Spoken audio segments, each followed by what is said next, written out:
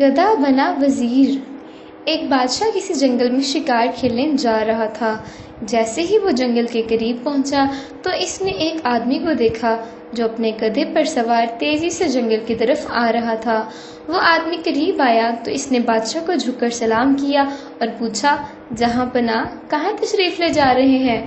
جواب ملا کہ شکار کھیلنے کے لیے جنگل جا رہا ہوں۔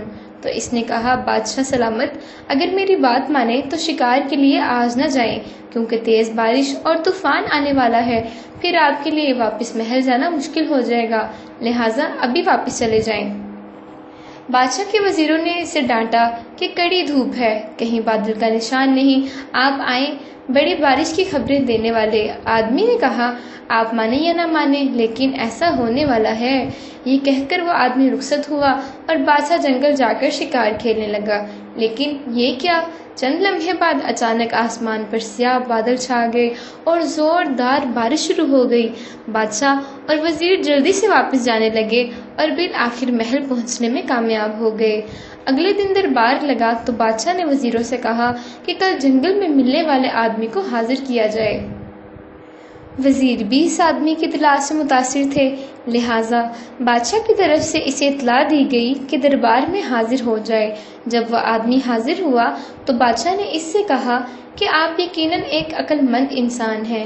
کل ہم نے آپ کی بات نہیں مانی تھی، اس کی ہم معافی چاہتے ہیں، کیونکہ چند ہی لمحوں بعد آپ کی بات درست ثابت ہو گئی۔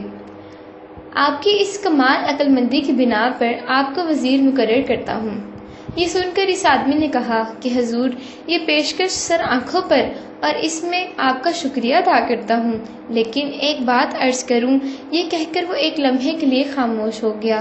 یہ سب لوگ اس کی طرف متوجہ تھے اور پھر وہ بولا، حضور، یہ کمال دراصل میرے گدھے کا ہے۔ میں روزانہ گدھے کو لے کر جنگل سے لکڑیاں لے کر جاتا ہوں۔